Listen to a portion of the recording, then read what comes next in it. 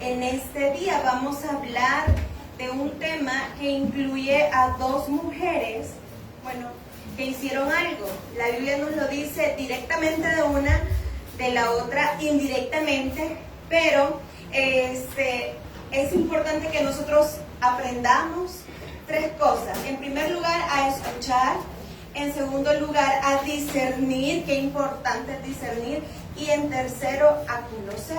El tema es sálvese quien pueda. La verdad que en estos tiempos cada uno de nosotros debe de buscar salvarse. Las mamás normalmente ven por su familia y a veces pueden hacer cosas que puedan transformar el rumbo de sus vidas. Así que el tema es sálvese quien pueda. Vamos a buscar el primer libro de Reyes, capítulo 19, versículo 9. El primer libro de Reyes 9, 19. 19, perdón. Primer libro de Reyes 19, 9. Cuando lo hayan encontrado, hermanos, con una señal de amén, empezamos a leer. Entonces, en el 19, 9. Amén, permítame. El viento me mueve a mí. 19, 9. Dice, y allí se metió en una cueva donde pasó la noche, y vino a él palabra de Jehová, el cual le dijo, ¿qué haces aquí, Elías? Él respondió, he sentido un vivo celo por Jehová, Dios de los ejércitos, porque los hijos de Israel han dejado tu pacto, han derribado tus altares, han matado a espada a tus profetas, y solo yo he quedado, y me buscan para quitarme la vida. Y él le dijo, sal fuera y ponte aquí en el monte, delante de Jehová. Y he aquí que Jehová pasaba, y un gran poderoso viento que rompía los montes y quebraba las peñas delante de Jehová. Pero Jehová no estaba en el viento. Y tras el viento un terremoto, pero Jehová no estaba en el terremoto. Y tras el terremoto un fuego, pero Jehová no estaba en el fuego. Tras el fuego un silbo apacible y delicado. Y cuando lo oyó Elías, cubrió su rostro con su manto y salió y se puso a la puerta de la cueva. Y he aquí vino a él una voz diciendo, ¿qué haces aquí, Elías? Él respondió, he sentido un vivo celo por Jehová, Dios de los ejércitos, porque los hijos de Israel han dejado tu pacto, han derribado tus altares, han matado a espada a tus profetas, y solo yo he quedado, y me buscan para quitarme la vida. Y le dijo Jehová, ve, vuélvete por tu camino por el desierto de Damasco, y llegarás y ungirás a Hazael por rey de Siria, a Jehú, hijo de Nimsi, ungirás por rey sobre Israel, y a Eliseo, hijo de Safat, de Abel Mehola, ungirás para que sea profeta en tu lugar. Vamos a orar. Padre, gracias te damos por el mensaje de tu palabra, Señor. Sabemos de que usted nos habla, nos confronta y siempre tiene algo que decirnos a nosotros. Señor, queremos ser receptivos. Espíritu Santo, danos la gracia, la sabiduría y el discernimiento para poder comprender el mensaje y aplicarlo en nuestras vidas y hacer cambios desde ese día. En el nombre de Jesús, amén. Pueden tomar asiento, hermanos, para su mayor comodidad. Les voy a contar esta historia. Fíjense que Elías, ustedes se acuerdan que Elías mató a los profetas de Baal, ¿verdad? Entonces tenemos a Elías en esa gran aventura. Mata a los profetas de Baal y quedó victorioso. Pero hay que tener cuidado que a veces después de grandes victorias entra como un estado en el cuerpo como de descanso, y en los momentos de descanso a veces llegan enfermedades y depresión. Psicológicamente se ha comprobado que las personas, mientras están activas y están en mucho movimiento, a veces las personas se niegan al dolor, al cansancio, porque están casi que directo. Pero pasa que cuando las personas entran en un periodo de vacación, no les pasa, o no han escuchado que en las vacaciones hay personas que se enferman. Se enfermaron en vacación ahora que estaban tranquilos, porque el cuerpo no ha logrado como digerir, digamos así, todas esas emociones en el momento de múltiples ocupaciones. Entonces, cuando alguien descansa de algo muy fuerte, normalmente vienen las enfermedades, las depresiones, y y en este momento se encontraba Elías. Elías acaba de hacer una gran victoria y mató a los profetas de Baal. O sea que logró vencer a los enemigos. Y vaya, si mató cientos de esos hombres y viene a una mujer, Jezabel, y le dice: yo te voy a matar, mañana mismo yo te voy a matar porque me mataste a todos estos que ofrecían sacrificios a mis ídolos.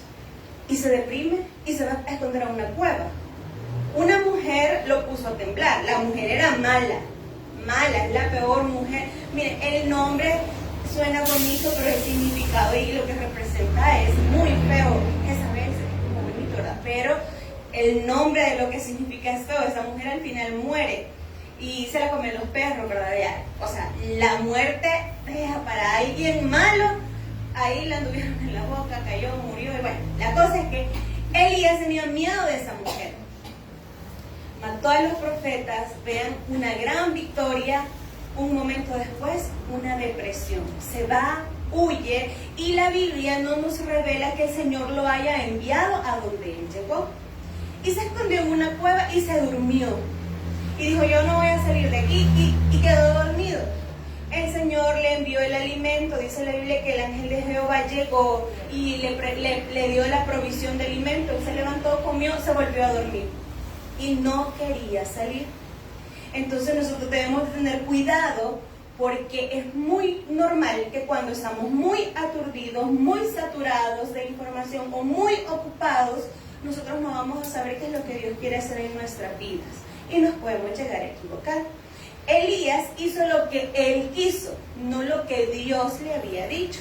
Entonces se quedó ahí, se quedó con su enojo, con su tristeza. Y el Señor no tenía ese plan para él. El Señor se le aparece y le dice: Elías, ¿qué haces aquí? Y él responde 2 veces lo mismo, lo que significa que Elías no había entendido lo que el Señor le quería decir, porque le estaba diciendo: ¿qué haces aquí? Y él dijo: bueno, yo soy celoso, porque todos estos hombres malos se rebelaron en contra de ti, y ahora que yo defendí a mi pueblo, que yo te defendí a ti, que yo defendí todo lo que tú vienes haciendo desde el tiempo de Abraham, ahora se va a acabar porque solo he quedado yo. Él estaba tan ciego que no se había dado cuenta que había más personas ahí. Y él pensó que solo él había quedado. Como algunas personas que piensan que todo lo que les pasa, todas las tragedias llegan solo a ellos. Muchas personas alrededor del mundo también están pasando cosas difíciles, igual que nosotros. Pero lo importante es la actitud. Elías no podía discernir qué era lo que el Señor le quería decir. Entonces el Señor le dice: Elías, sal de la cueva y ponte enfrente. El Señor se iba a aparecer a Elías. Ustedes saben cómo se aparecía el Señor en el Antiguo Testamento, las manifestaciones de Jehová, como fuego, como rayos, como tormenta. El Señor hacía su presencia o su manifestación de esa manera. La gente sabía cuando estaban dando la ley, el pueblo estaba abajo y arriba estaba el hombre de Dios hablando con el Señor, recibiendo la ley, y habían tormentas, habían truenos, había rayos. Entonces la presencia del Señor en esos tiempos se manifestaba de esta forma. Entonces el Señor le dice: Elías, sal de la cueva y ponte enfrente. Y pasó, dice la Biblia, que pasó, ahí lo leímos, como, ¿qué decía? Un terremoto.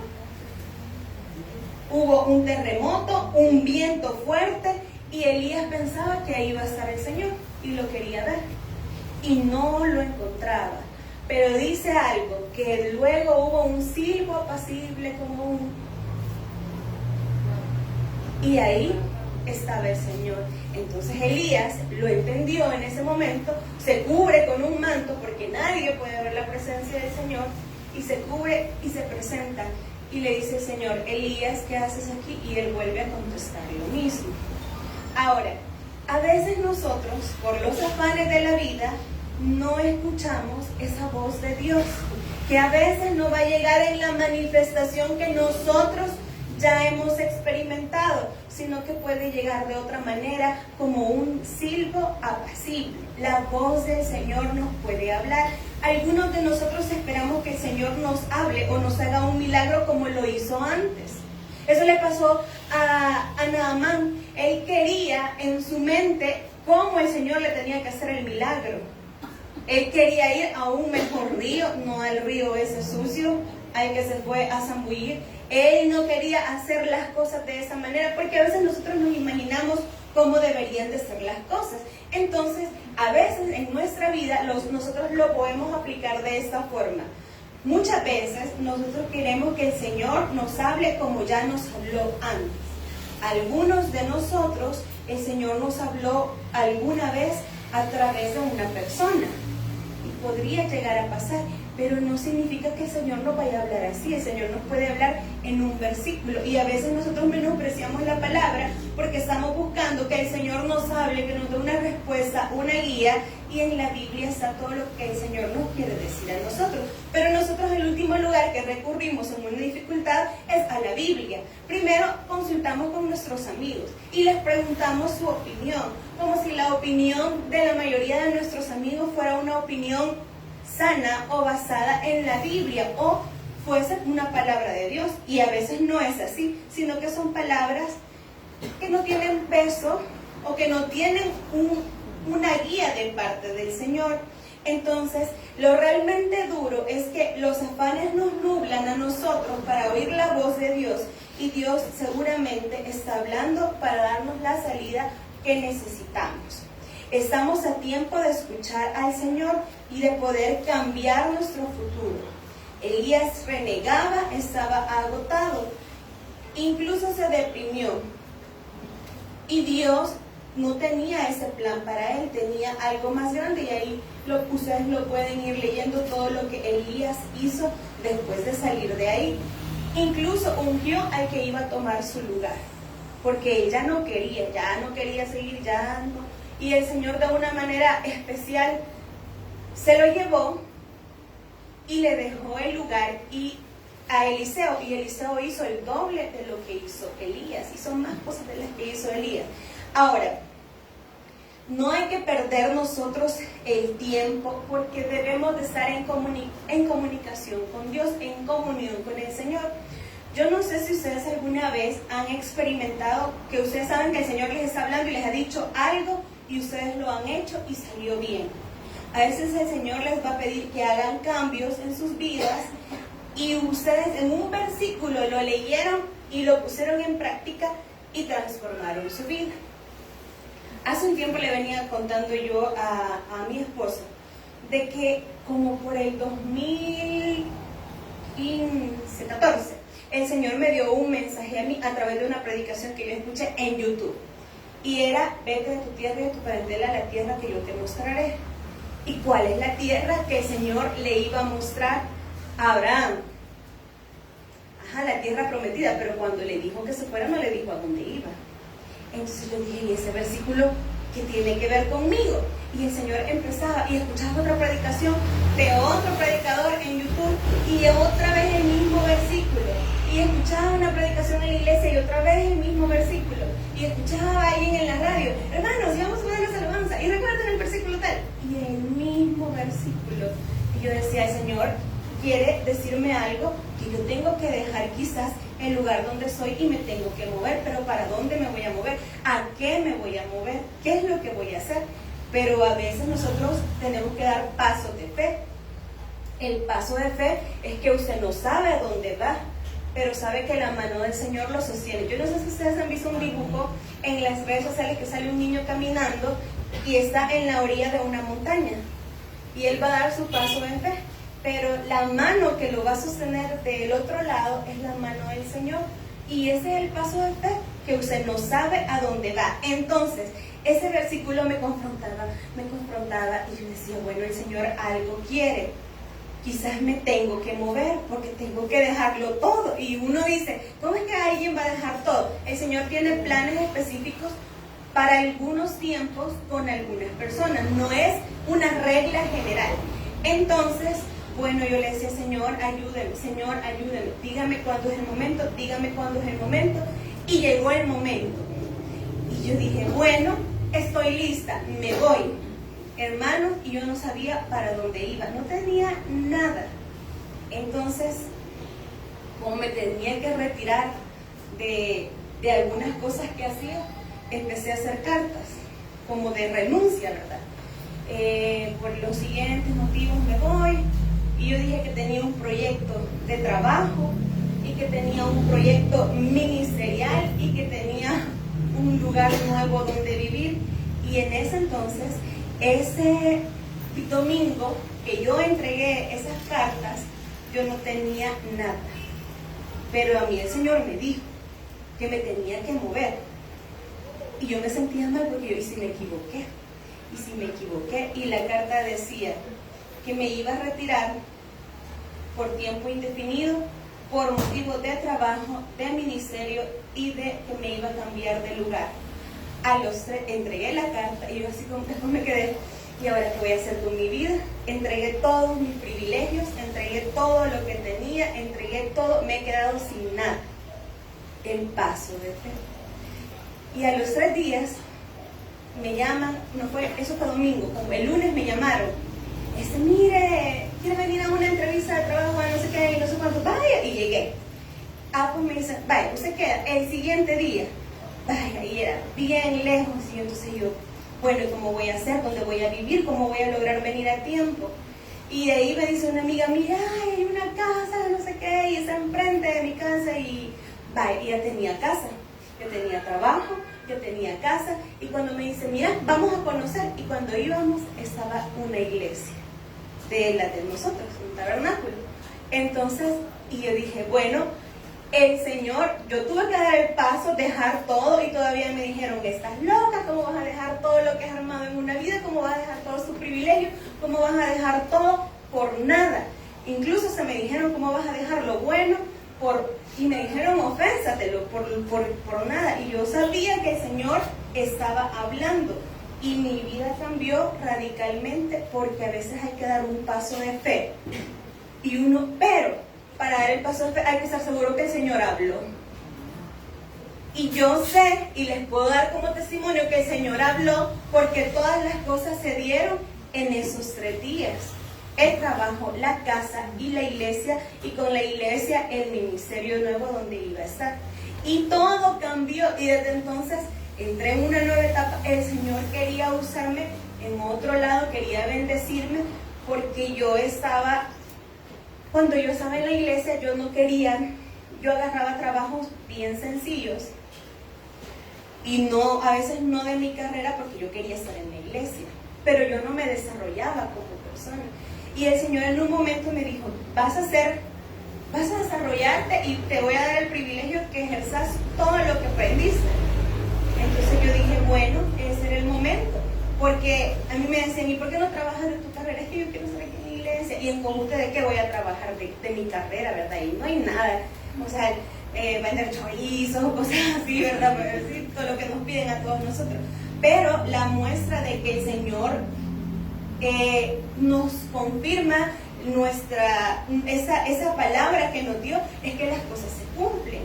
Ahora, ¿qué es lo que el Señor le ha dicho a usted que va a hacer en su vida? Quizás que deje un trabajo para cambiarse a otro, para servirle, que deje de tener un pensamiento por allá cuando el Señor lo quiere acá, que deje la persona X porque el Señor le va a dar una, porque a veces nosotros queremos la nueva bendición de Dios, queremos agarrarla, pero en la otra mano tenemos lo otro, nuestra zona segura, lo que nos hace bien, lo que ya no nos afecta en nada. Tenemos agarrado eso y no lo queremos soltar, y el Señor a veces no nos va a dar lo nuevo si no soltamos lo viejo.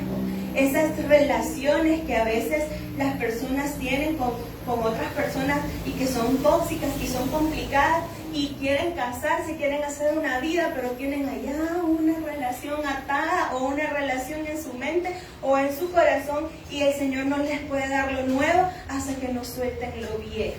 El Señor quiere darnos algo, pero hasta que nosotros estemos seguros. Lo importante es escuchar la voz de Dios. El problema es que si no la escuchamos. Y ahora yo quiero hablarles de una mujer que yo creo que las circunstancias a ella la llevaron a entender qué era lo que pasaba. Busquemos Éxodo 4:24, Séfora. ¿Qué pasó con Séfora? Éxodo 4:24 dice, este es un versículo que la gente dice que es controversial. Y aconteció en el camino que en una posada Jehová le salió al encuentro y quiso matarlo. Ahí estamos hablando de Moisés. Entonces Séfora tomó un pedernal afilado y cortó el prepucio de su hijo y lo echó a sus pies, diciendo, a la verdad tú me eres esposo de sangre. Éxodo 4:24. Ahora vamos por el 26. Y así le dejó ir. Y ella dijo, esposo de sangre a causa de la circuncisión. Les cuento y les explico este versículo. Moisés ya iba a entrar a la tierra prometida. Moisés estaba a punto de recibir, algunos teólogos dicen de que Moisés ya estaba enfermo para este entonces. Otros dicen de que el Señor, bueno, la Biblia dice que el Señor lo quería matar. El Señor iba a matar a Moisés. Y la esposa empezó a darse cuenta de que había algo que Moisés estaba, en lo que había fallado. Entonces viene, agarra el hijo, agarra un cuchillo que no era de metal, sino que era de una piedra afilada de pedernal, y agarra a su hijo grande, y le corta el prepucio y lo tira a los pies de Moisés. Y el Señor ya no mata a Moisés. ¿Qué pasó ahí? En el contexto, es muy probable que Séfora no fuese de la misma fe de Moisés. Algunos dicen que cuando hablan de la mujer cusita, que ella era una mujer etíope, morenita. Otros dicen de que ella de seguro que no estaba de acuerdo con la circuncisión. Y si ustedes se van a Éxodo, hay un versículo y en Génesis donde el Señor le dice a Abraham que todos los de la casa de Jehová se tienen que circuncidar a los 8 días. Y que si no se circuncidan, el Señor va a ir por él, o sea, por la vida de él. Entonces el Señor le iba a dar algo nuevo a Moisés, la tierra a la que ellos iban a llegar, la misión a la que se iban a enfrentar con Faraón. Ahorita iban a eso. Entonces el Señor lo había preparado prácticamente por 80 años para usarlo. ¿Y por qué lo querían matar? Porque una cosa no había cumplido. Y la esposa Séfora, muy lista, dicen algunos que si Moisés estaba enfermo, ella lo notó y dijo, se va a morir, el Señor se lo va a llevar y se lo va a llevar ya. Tengo que tomar una decisión. Entonces agarra el hijo, le corta lo que le tenía que cortar y lo tira. Esa frase que dice, ahora eres mi esposo de sangre, muchos dicen que es una frase como sarcástica o enojo porque ella le generó, era como repulsivo para ella haber hecho eso con su hijo ya grande, porque se hace con los niños a los 8 días de nacido. Entonces lo hizo, lo cortó, lo puso ahí y el Señor ya no lo mató. Es muy probable que ella se haya dado cuenta que lo único que él no estaba cumpliendo era esto, y que ahora iban a formar una nación nueva y él era como muy tolerante. De seguro que la esposa no quería circuncidar a su hijo, entonces él dijo, bueno, lo voy a llevar así. Pasó 1 año, 2 años, 3 años y le fue tolerando eso, pero el Señor no se lo toleró. Pero ¿a qué voy yo? A la actitud de esta mujer. Esa mujer se dio cuenta de que algo no estaba bien y lo intentó corregir de una vez. Y lo hizo un cambio radical. Imagínense, hermanos, si estuviéramos en los tiempos bíblicos y ahorita nos dijeran, tienen que circuncidar a toda hermana, agarraría a su hijo ahorita ya grande y lo iría a circuncidar a usted. Es de pensarlo mucho, dice. Pero ella hizo algo. ¿Qué pasa ahora en nuestras vidas si aplicamos esto? Muchos de nosotras, hermanas, ya sabemos qué es lo que está mal en la casa, qué es lo que hemos tolerado y qué es lo que está evitando la bendición. A mí me gustaban mucho las predicaciones del pastor fundador porque él decía, a mí me pasó esto por esto, y lo decía claro. Él no le daba pena, él era claro en lo que decía. ¿Por qué? Me acuerdo que decía en esa predicación que por qué lo habían agarrado, porque decían que por la niña, y al final todo eso era mentira, no era por eso que le querían hacer daño. Pero él en su relación con Dios ya sabía. Y dice que la esposa le preguntó, ¿y por qué cree usted que se lo llevaron a la cárcel? Por usted. Y yo escuchaba a él, que era bien claro en todo, decir, esto me pasó por eso. Pero qué bueno, porque el Señor restaura a las personas que son sinceras. Entonces nosotros debemos de empezar a evaluar en nuestra casa qué es lo que está mal. Y como mujeres, ustedes pueden llegar a salvar la vida de sus esposos y de sus hijos si ustedes toman el rol que les corresponde de obedecer lo que la palabra dice. Porque ella ya sabía que esa era una palabra que Jehová había dado a Abraham y que todos la tenían que cumplir. Posiblemente ella no la profesaba desde el principio, pero sabía que era la palabra de Dios y que la palabra de Dios se tenía que cumplir. ¿Y qué hizo este acto de esta mujer? Salvó la vida de su esposo y de toda su familia. Porque el Señor nos pide cuentas en algún momento. Y hay de nosotros, de las cosas que dejamos que pasen y de lo que dejamos tolerar. No seamos partícipes de los pecados ajenos. La Biblia dice que los hijos no tienen por qué pagar el pecado de los padres.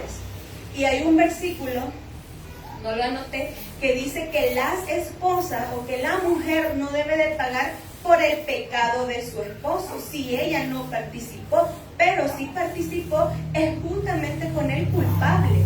Entonces, hermanas y hermanos, cada quien tiene que ver cómo se salva y salvar su casa. Pero si alguien de la casa está necio en sus delitos, en sus pecados, usted apártese. Porque si usted le tapa, si usted le cubre, si usted le celebra, la misma palabra nos dice que nosotros nos hacemos cómplices y la carga va sobre nosotros.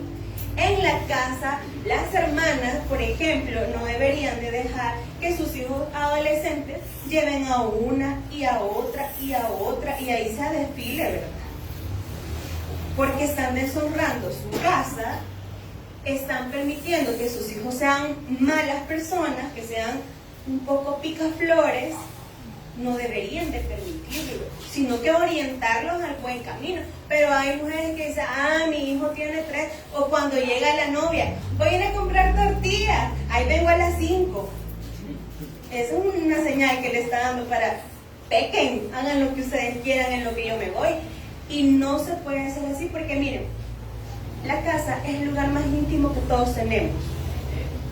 En nuestra casa nosotros no deberíamos dejar entrar a cualquier persona. Y no deberíamos de compartir con cualquier persona, porque es un lugar íntimo. Yo no sé si ustedes han consagrado su casa para el Señor, pero si la han consagrado, ¿qué es lo que tienen ahí? Yo consagré, pasar de orar por mi casa que el Señor me dio. Y el 24, el 31 gran festín y el lleno de botellas y todo eso, pero la casa está consagrada al Señor. Lo que se consagra a alguien lo demanda. Si la casa está consagrada al Señor, es para el Señor, no para otras prácticas, no para otras cosas. Una amiga que vive en la esquina, desde chiquita, nosotros nos metíamos a la casa y ella tenía un cuarto que la mamá le decía el ministerio, era un cuarto de oración. Y a nosotros nos gustaba llegar porque el cuarto era vacío, solo tenía un versículo en la pared pintado y unos árboles y una fuente y una mesita con la Biblia. Y tenía 2 sillas al fondo. Entonces nosotros, ahí ese cuarto no se podía meter nadie a jugar, pero cuando la mamá de ella no estaba, nosotros ahí nos gustaba dibujar, porque nos tirábamos al piso, tirábamos el papel y nos poníamos a colorear. A lo que voy es que tenía su cuarto de oración en esa casa. Y la hermana, que es en la presencia del Señor, lo había consagrado. Su casa, pero ese espacio era solo para oración. Nosotros como niñas imprudentes, meques, curiosas, nos metíamos a colorear ahí. Pero qué bonito es cuando nosotros consagramos nuestra casa. Ahora, cuidado que en esa casa donde nosotros la consagramos al Señor, donde nosotros estamos formando hijos, donde nosotros estamos formando nuestro matrimonio, dejamos entrar cosas o permitir cosas. Jóvenes, cuando ustedes, sus mamás, casi no pasen en su casa, no digan, te voy a prestar la casa para que lleves con tu novia. No presten la casa, no corrompan lo que el Señor les ha dado. Hay que cuidar, y esta mujer quiso hacer su parte, para salvar a su familia y lo logró. Y otra historia bíblica que se las voy a contar por el tiempo, está en Números 16, en la rebelión de Coré, y el pastor nos lo mencionó hace poco.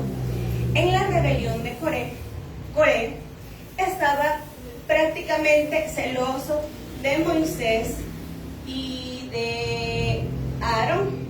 Entonces él quería que el sacerdocio o la adoración quedara en manos de él. ¿Y de quién era la adoración? De los levitas, ¿verdad? Estamos claros en eso. Entonces él quería eso, lo quería para él, quería ejercerlo.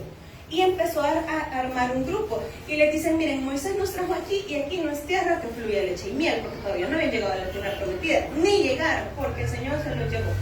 Y un montón de gente, bueno, casi todos murieron antes de llegar, porque se andaban quejando. Entonces le dice, Moisés nos trajo, miren pueblo, Moisés nos trajo aquí, y esa no es tierra prometida, esa tierra no fluye leche y miel, esa tierra no es mejor que donde estábamos, allá estábamos mejor en Egipto. Este hombre es un egoísta, solo él quiere dirigir al pueblo. ¿Y quién le ha dicho? El Señor lo había llamado. Y hay un versículo donde dice, en esto voy a mostrarles, dice el Señor, que yo estoy contigo. Diles que todos se presenten, y que los que no quieran ser parte de la rebelión de Coré, que se vayan de sus tiendas, porque yo hoy mismo voy a tratar con ellos. Entonces pasa algo, dice que Coré salió con toda la gente que lo apoyó y 2 hombres más, y estos hombres se pusieron a la puerta de sus tiendas con sus familias, con sus hijos, hasta con los más pequeños, pero Coré estaba de pie solo. La Biblia no revela que Coré estaba con sus hijos, pero sí con toda la gente que él alborotó. Por eso en la rebelión de Coré, el Señor, en esa parte de la Biblia se hace referencia a él, porque él convocó. La tierra se abre, se tragan a todos, mueren, pero ¿saben qué pasó con los hijos de Coré? Y muy probable la esposa de Coré, porque cuando dicen la esposa de los otros y los hijos de los otros salieron y el Señor los mató, los consumió, acabó con ellos, no se menciona a la esposa de Coré ni a los hijos de Coré. Y más adelante, en muchas partes de la Biblia, cuando ustedes leen, y el hijo de no sé quién, de no sé quién, de no sé quién, hijo de Coré, los hijos de Coré quedaron vivos. Y ellos hicieron grandes cosas para el Señor. Ellos hicieron trabajos para el Señor. Unos eran los que cuidaban el templo. El Señor honró a los que le honraban, pero los hijos, y muy probablemente la esposa, no participaron del pecado del papá. El papá se murió con toda la gente que lo apoyó, pero los hijos quedaron salvos. Sálvese quien pueda. ¿Por qué ellos no apoyaron a su papá? Porque ellos ya sabían lo que el Señor había dicho. Y el Señor había mandado a Moisés, a Aarón, y en la adoración era parte de los levitas. Entonces, ¿qué es lo que hizo el Señor? Honró a los que le honraban. Por eso yo digo, hermanos, nosotros podemos hacer una diferencia en nuestra casa. Las que son mamás con sus hijos, con lo que les permiten o lo que no les permiten. Me gustó la carta que leyó la hermana en la predicación de las 8. Y tiene toda la razón. El destino de sus hijos es responsabilidad de los padres. Ya si están grandes y ellos deciden qué hacer, ya es cosa de ellos. Pero usted va a vivir más tranquila, va a vivir en paz. Y lo que decía la hermana, la mamá de ella está tranquila porque sabe lo que formó, a quienes educó y a quienes crió. A veces le dicen a mi mami, ay Pati, qué lindos sus hijos, cómo son con usted. ¿Qué hizo ella? Nos cuidó, nos formó, nos dio también, nos cuidó. Entonces, uno no puede esperar tener hijos maravillosos si uno les permite cosas, porque los hijos desde chiquitos. Yo veo a mi sobrino llorar y yo lloro, pero mi hermana me tiene un buen carácter con la niña, y está chiquita, y él me dice, ¿eso sabían lo que hace? Yo la veo llorar y yo estoy llorando. Y me dice, ¿qué no te conmueve esa niña? Me dice mi hermana. Porque, no sé, quizás porque es sangre, ¿verdad? Es como uno siente el dolor de ellos. Pero es bueno que se corrijan los hijos, que se les enseñe, porque eso va a transformar la vida. Sálvese usted, hermana, salve a sus hijos. Sálvese usted, hermano, y salve a sus hijos. Ahora estamos en tiempos difíciles, que ahora yo no sé cómo se llevan a la gente que tiene cuentas pendientes, cómo pueden llevarse personas inocentes, y nosotros debemos de estar en oración, hermano, y no oponernos. Pero hay hijos que son opuestos, porque ¿qué le dice la mamá? Vos no te dejes de nadie. Viene el señor policía y le pregunta, muchacho, ¿y usted qué? Y como le han enseñado que no se deje de nadie, se lo opone. Y si ahorita, por la ley, si usted no le cae bien, adiós, y ahí lo va a ver dentro de 3 meses. No, hermanos, no estamos en tiempo para andar jugando de soberbios, de peleoneros, de imprudentes. Miren, estamos en un país que tiene tanto cristianismo, pero que no se refleja. Porque cuando vamos allá a dar ayuda a los penales, vemos a muchas señoras que son señoras de iglesia. ¿Y por qué no le enseñaron a sus hijos a ser personas de bien? Porque están ahí guardados y porque ellas están en la iglesia. Debemos de tener un equilibrio en la educación, debemos de salvar nuestra casa, debemos de cuidar lo que nosotros estamos formando y a quienes estamos trabajando. Debemos de cuidar también lo que nuestro esposo hace o esposa hace. Y ser sincero y no permitirle cosas como mi esposo no me va a permitir a mí, cosas que no son correctas, yo tampoco. Pero hay hermanas de que yo no le digo nada porque él se va a enojar. Hermana, hable. Hable, usted tiene una voz, hable. Y no sea partícipe de los pecados ajenos, de los pecados de otros. Imagínense que a mí me gustara la vida alegre con los licores. Mi esposo, ¿qué me tiene que decir? Ay, no, yo la quiero mucho, ahí la voy a dejar que en la noche se tome sus copitas. No, él no puede hacer eso, ni me dejaría. Vaya, ahora imaginémonos que él tenga otro tipo de problemas con las palabras. Y yo le diga, ay, qué bonito se ve. Enseñémosle a los niños a decir malas palabras. Aplaudimos cuando el niño dice la primera mala palabra. Hermano, ¿qué es eso? Nosotros como cristianos no podemos ser así. No podemos permitir que esas cosas pasen. Salvemos, como esas mujeres, es muy probable que la esposa de Coré no se contaminó. Sus hijos siguieron y el Señor los honró. Cuidado, entonces, nosotros, con qué es lo que estamos permitiendo. Pero es importante escuchar la voz de Dios. Y solo se puede escuchar la voz de Dios en comunión con el Señor. El Señor a alguien, muy probablemente a alguien de aquí, le quiere transformar su vida, pero no lo ha hecho porque esta persona no ha escuchado la instrucción. No nos dejemos influenciar, hermanos. Yo les iba a decir esta frase al principio, tengamos criterio, pero se puede malinterpretar porque algunos van a decir, yo tengo criterio. Es que nuestro criterio no debe estar basado en nuestros pensamientos o en los pensamientos de la sociedad, sino en lo que la Biblia dice. Si usted en su casa alguien hace algo, usted no lo haga. Si alguien de su familia dice, mira, yo no quiero ir a la iglesia, usted no deje de venir, la relación es personal. Y yo les digo, padres e hijos, padres no se metan en la relación de sus hijos con Dios. Si usted no quiere, deje a sus hijos. Una de las cosas que yo le voy a agradecer a mis padres es que a mí nunca me prohibieron nada de la iglesia, me dejaron. Vos andás todo lo que querrás, comprometete todo lo que querrás mientras cumplas, está bien. Pero hay papás de que, no, yo no quiero, pues no vamos. Y entonces, ¿qué es lo que van a hacer? El hijo va a perder todo lo que el Señor... Usted no sabe si el Señor quiere llamar a su hijo desde que tiene 8 o 10 años. Y el Señor ya lo está llamando, lo está formando. Y usted, no. Me recuerdo que, ya con el tiempo, yo le dije a mi papi, quiero estudiar teología. Me dijo, vos. No. Termina primero tu carrera. Vas a hacer tu carrera, no, teología no. Cualquiera diría, mi papá pastor quiere que yo haga lo mismo, ¿verdad? Pero me dijo que no. Entonces voy donde el lado que favorece, mami, yo quiero estudiar teología. Vaya, vamos a ver cómo hacemos con los papás. Vaya. Pero a veces los papás no saben que los hijos pueden tener un llamado, o a lo mejor él sabía todo lo que llevaba o todo lo que implicaba eso y creyó que estaba muy joven para empezar. Pero el Señor a mí me llamó como a los 17 años y empecé el seminario como de 17 años, el seminario de teología.